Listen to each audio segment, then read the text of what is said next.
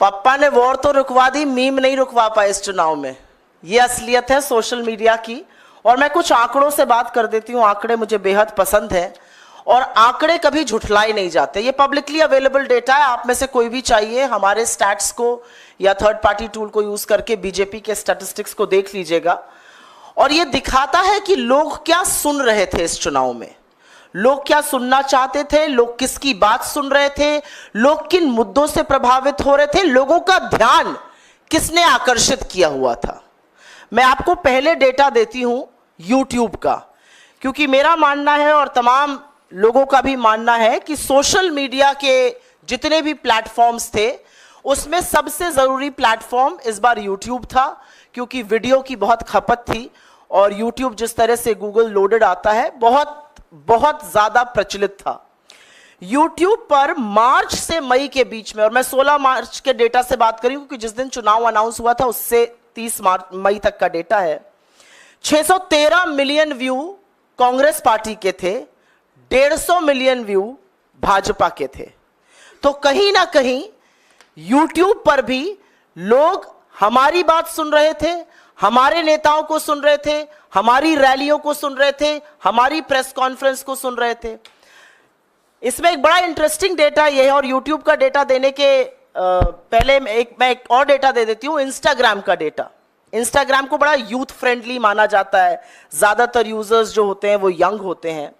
Instagram पे हमारी average like 1,21,000, BJP की एवरेज लाइक 26,945।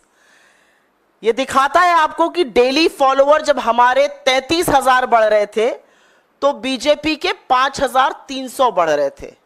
तो कहीं ना कहीं जो युवा देश है, जो यंग है, जो इस चुनाव का निर्धारण करेंगे, जो निर्णय करेंगे कि सरकार किसकी बनेगी, वो कांग्रेस की बात सुन रहा था, कांग्रेस के नेताओं की बात सुन रहा था, कांग्रेस का नैरेटिव सुन रहा था, कांग्रेस के उठाए मुद्दों की बात सुन रहा था।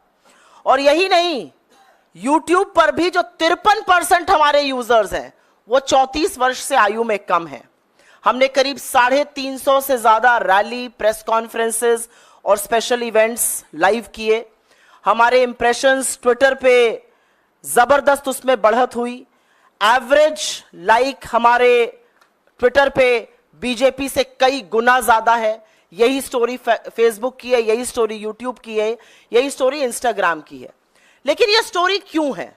और मुझे लगता है जयराम जी ने और पवन जी ने इसका एक आपको लेखा जोखा दे दिया है। सोशल मीडिया कोई दूसरे प्लैनेट पर चलने वाला जीव जंतु नहीं है।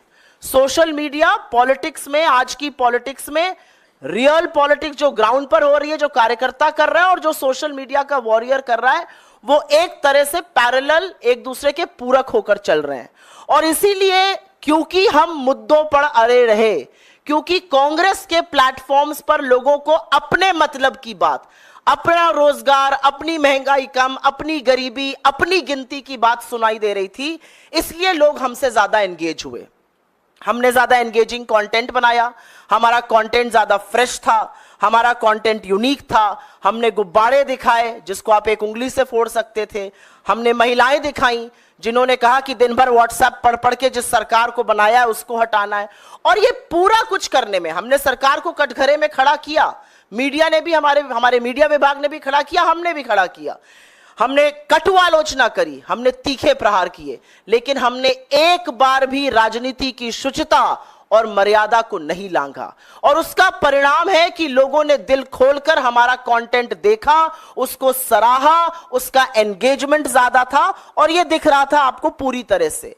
एक बड़ी विचित्र बात थी, अगर आप कांग्रेस के किसी भी सोशल मीडिया प्लेटफॉर्म पर जाते, कांग्रेस के किसी नेता के प्लेटफॉर्म पर जाते, पवन जी पर जाते, मुझ पर जाते, जयराम जी पर जाते, राहुल जी के पे भी जाते, तो वहां पर आपको आम जनता की आवाज जरूर दिख रही थी।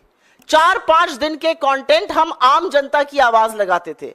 बीजेपी के पूरे सोशल मीडिया से, उनकी पूरी स्ट्रैटेजी से आम आदमी की आवाज पूरी तरह से गायब है। वही पेड एक्टर, वही इक्के दुक्के लोग और वही विभत्स बेवकूफी के ऐड। बीजेपी ने कहीं पर इस देश को बेवकूफ समझने की गलती की। इसलिए गलती अगर ये ना करते तो वो 2014 का जो कैंपेन था वो 2024 में रिपीट नहीं करते। कोई फ्रेशनेस नहीं, आपने एक एक्टर हायर कर लिया, उसको किसी राजनेता जैसा लगा दिया, उससे बेवकूफी के बयान आप कहलवाते जा रहे हैं। ये बहुत बोर हो चुकी है जनता। एंगेजमेंट दिखाता है कि जनता क्या सराह रही है और क्या नहीं। ऐसे भी दिन हमने देखे जब गृह मंत्री को 4 लोग सुन रहे थे, मोदी जी को 400 लोग बीजेपी के प्लेटफॉर्म पर सुन रहे थे, और 4-4 लाख से 40 लाख लोग हमारे नेताओं को यूट्यूब प्लेटफॉर्म्स पे सुन रहे थे। हमने रियल टाइम फैक्ट चेक किया, बखिया उधेड़ी, कलई खोली बीजेपी के और मोदी जी के हर झूठ की। लेकिन हां, मैं यहां पर पूरी तरह से धन्यवाद, साधुवाद देना चाहती हूं अपनी लीडरशिप का। हमारे अध्यक्ष राहुल जी, प्रियंका जी, सब लोग, जयराम जी, हम लोग मुद्दों पर डटे रहे। हम बिल्कुल भी डिस्ट्रैक्ट नहीं हुए। हमारा मुद्दा महंगाई था, बेरोजगारी था, आर्थिक असमानता था, महिला सुरक्षा था, बदहाल किसान था, मजदूर जो मजबूर है वो था, और हमारा इशू था हाशिए पर जो लोग हैं वो मुख्य धारा में आए। क्योंकि हमने वो बात करी, लोगों ने हमारी बात सुनी। असलियत यह है कि मोदी जी मंगलसूत्र और मुजरे की बात कर रहे थे, राहुल गांधी अग्निवीर और किसान की बात कर रहे थे। मोदी जी अपने परमात्मा होने का प्रूफ दे रहे थे दुनिया को। राहुल जी पूछ रहे थे कि पोर्श से अगर एक लड़के से एक्सीडेंट हो जाता है, उसको 300 शब्दों का निबंध लिख के छोड़ दिया जाता है। कोई ड्राइवर से होता है तो उसको 10 साल के लिए जेल में क्यों डाल दिया जाता है। तो लोगों को समझ में आ रहा था कि कौन मुद्दे की बात कर रहा है, कौन लेखा जोखा दे रहा है, किसके पास भविष्य का एक खाका, भविष्य की एक रणनीति है। और उसी के चलते ये कैंपेन सक्सेसफुल थी। तमाम जगहों से सराहना आई, लेकिन सबसे ज्यादा सराहना जब आप फील्ड पर जाते हैं, जब लोग आपसे मिलते हैं और लोग आपका कंटेंट आपको कोट करते हैं, वो सबसे बड़ी सराहना होती है। मेरा अपना मानना है कि पूरी टीम ने मिलकर काम किया। Social media department, media department, हमारा वॉर रूम, राहुल जी की जो कम्युनिकेशन टीम है, हम सब ने मिलकर काम किया और एक अच्छा नैरेटिव तय किया। और असलियत यह है कि 2024 के चुनाव का नैरेटिव कांग्रेस पार्टी ने, कांग्रेस की लीडरशिप ने तय किया और मजबूर किया मोदी जी को। और उसी से घबराकर, उसी से बौखलाकर वो उल जलूल बात करने लगे। लेकिन ये देश जो बेरोजगारी से, महंगाई से, आर्थिक असमानता से जूझ रहा है, ये बिल्कुल मूड में नहीं था आपकी बात सुनने के लिए। इसके पास आपके जुमलों के लिए वक्त नहीं है। इस देश ने बड़े तरीके से वोट डालकर अपना मत दे दिया है।